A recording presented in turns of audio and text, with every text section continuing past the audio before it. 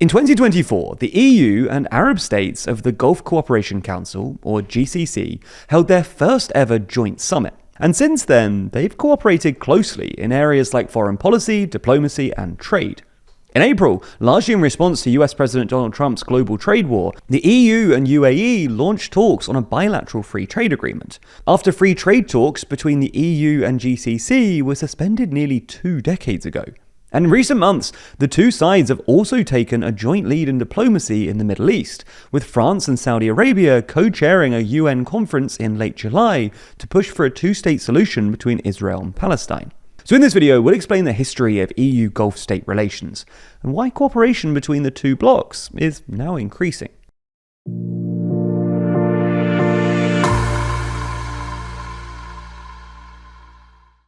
Never miss an episode and always feel in the loop by subscribing and ringing the bell. First, a quick history of the relations between the EU and the Gulf states.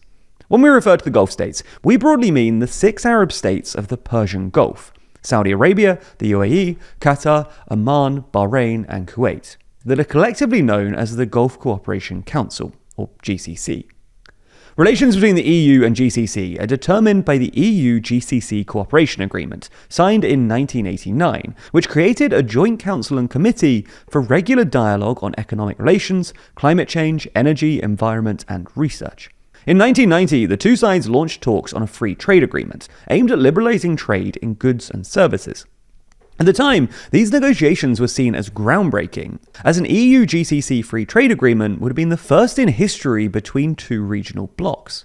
However, they quickly ran into problems over the EU's stances on human rights and labour, as well as the lack of political integration between the Gulf states, with the EU being a supranational organisation and the GCC an intergovernmental one.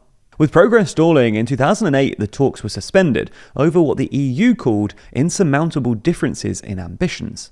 There were tentative efforts to revive relations in the late 2010s, such as the EU-GCC Dialogue on Trade and Investment Issues, launched in 2017, and the EU-GCC Dialogue on Economic Diversification, launched in 2019. But these were exclusively focused on economic cooperation and didn't really take off, again in large part because of the EU's general disapproval towards the Gulf's human rights record. However, in the past couple of years or so, there's been a sudden rapprochement. This arguably began in 2023, when the UAE's COP28 presidency also brought the EU and Gulf states into dialogue on energy and climate issues, and continued with the IMEC corridor, a proposed economic corridor linking the Middle East and Europe, which was launched at the G20 summit and endorsed by the EU and Gulf states. Then, in October 2024, the EU and GCC held their first ever official summit, where the two blocs pledged deeper economic cooperation and jointly expressed support for an immediate ceasefire in Gaza, the revival of a two-state solution, and de-escalation in Iran, Lebanon, Sudan, and Yemen. However, it was apparent both in the 2024 summit statement and the 2025 joint council statement that the EU and Gulf states aren't fully aligned on Ukraine.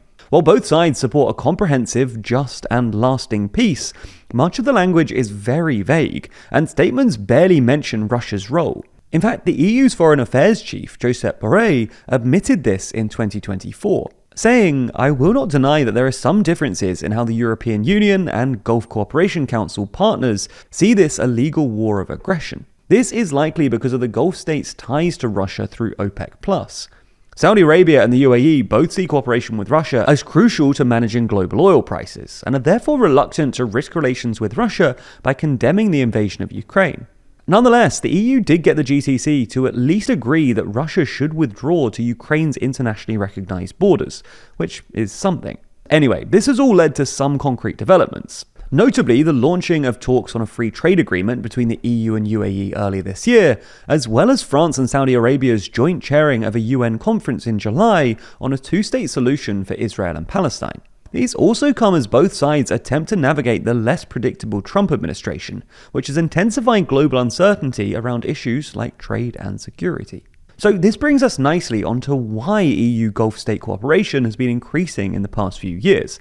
And we've got 3 main suggestions for this: trade and economic issues, the EU's disregarding of human rights violations, and the rise of multilateralism. On trade, the EU wants to regain its position as the leading trade partner for GCC countries, a role that's increasingly challenged by China and India. As the European Institute for Security Studies points out, the EU was the leading trade partner for only Bahrain out of all GCC states, and it has since lost that position to Saudi Arabia. Instead, China now holds the number 1 spot for 4 out of 6 GCC states, with the EU ranking second in Kuwait, Qatar, and Saudi Arabia.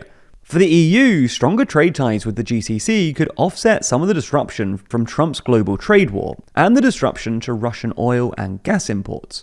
While for the GCC, the EU's stable economy and regulatory power makes it a more reliable trading partner.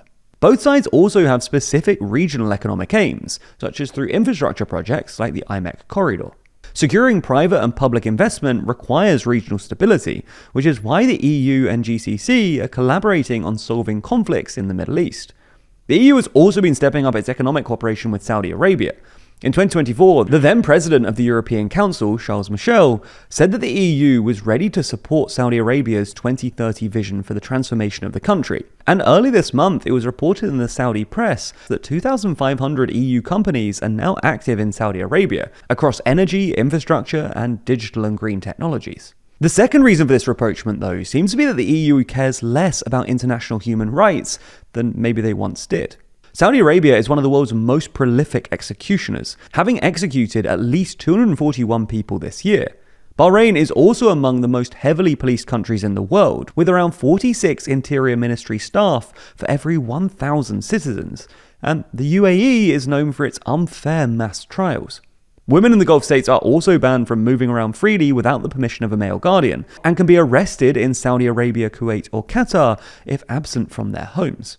Despite the EU's stated support for international human rights, the bloc's ongoing dialogue with GCC countries that violate these principles suggests that it's prepared to overlook human rights abuses for collaboration on trade and investment. Finally, the third reason for this increased EU Gulf state cooperation is multilateralism. With the American-led global order in decline, both sides are seeking to diversify their alliances and partnerships, and multilateral engagement offers a way to assert greater autonomy in an increasingly multipolar world. As such, we're beginning to see shifting relationships in the Middle East, with things constantly changing as more and more outlets are reporting on it. Right now, there are 65 sources reporting on the recent Gaza summit, with most of the coverage coming from the center. And if we dive a bit deeper, we can see that the left frames the Gaza summit as a diplomatic achievement, while the right frames it as a leadership triumph. This type of analysis is why Ground News has been my favourite way to stay up to date with the news since 2023, so I want to thank them for sponsoring this video. It's no secret by this point just how much we're fans of Ground News. They've been long-time supporters of this channel and independent news media at large. And that's because their app and website makes it easier to navigate the news. Ground News gathers thousands of articles worldwide in one place, so that you can easily compare how different outlets cover the same story. Each story comes with a visual breakdown on political bias, factuality, and who owns these sources. And it's not just me. Ground News has even been recognized by the Nobel Peace Center for its impact on media literacy. And speaking of bias, their brilliant blind spot feed allows you to fully expand your media bias and find stories that are disproportionately being covered by one side of the political spectrum or the other. After all, it's important to know the full story, and Ground News ensures you always will. If you're curious and committed to understanding what's really going on in the world, like we are, Ground News is the tool you've been looking for. And that's why we partner with them to give TLDR viewers 40% off their unlimited Vantage plan. You can subscribe through the link in the description, that's ground.news/TLDR, or by scanning the QR code on screen. And by subscribing, you're also supporting an independent news platform that's working to make the media landscape more transparent and balanced.